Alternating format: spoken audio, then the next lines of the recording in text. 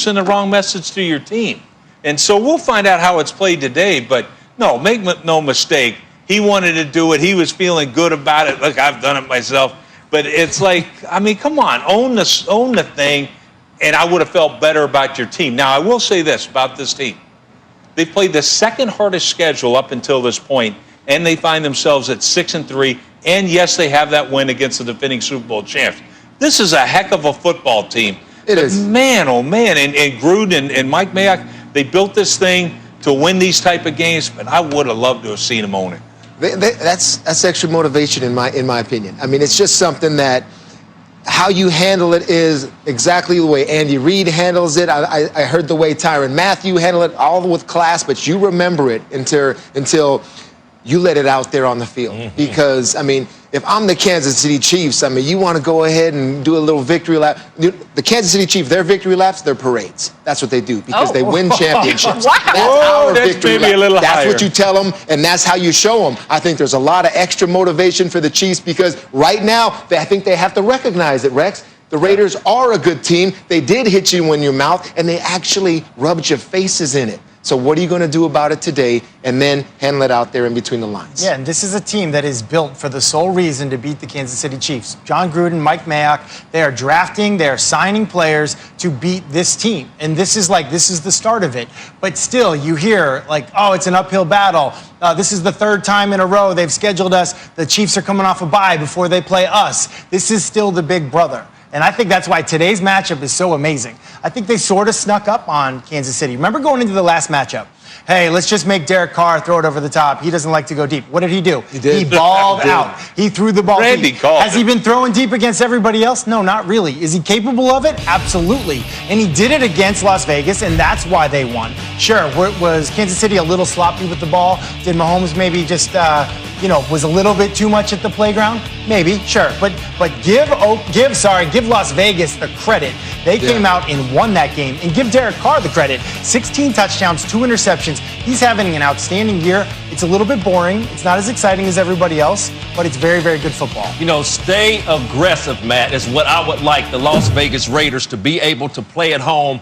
John Gruden, stay aggressive. You see how it played out the last game, and the reason why, because of the dink and dunk and what we've been seeing from that offense led by Derek Carr. They went into Arrowhead and embarrassed this team. Why they should stay aggressive? Because all the talk that we're talking about Kansas City, they have Hill, they have Kelsey, they have Robinson, they have all these weapons. But guess what? We forgot about Waller. We forgot about Aguilar. We forgot about Renfro. So for me, the Las Vegas Raiders, we just talked about, Rex, you put up a couple weeks ago about you dancing on Monday, making fun of Sean Payton. Why were you making Sean Payton? Because they were able to sweep the Tampa Bay Bucks 2-0. So for all of this moral victory and Teddy, as you talking about the parades, this would be a good moral victory for the Las Vegas Raiders and their organizations to be able to sweep the defending Super Bowl champions twice in one season. Yeah. It's a big game going down for the Las Vegas Raiders, and they have to stay aggressive. It's so much easier said than done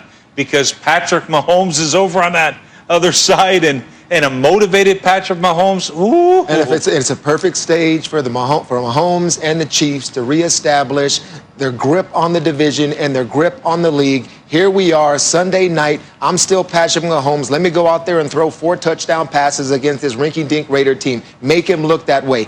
This is what back-to-back champions look like, okay? When you get a team like this that's trying to come up in your space, all right, and take over your reign, you reestablish who you are in front of everybody. And so, no, we're not messing around. We're slapping these Raiders over to the side, and we don't take victory laps. We'll wait till our parade at the end of the year. This is what back-to-back champs do, and the Kansas City Chiefs have to do that tonight. Well, I think we should get Teddy on a plane out to Vegas to give the pregame speech for the Kansas City Chiefs. I just want to say really quick, though, if the Raiders do win this game, what does that mean?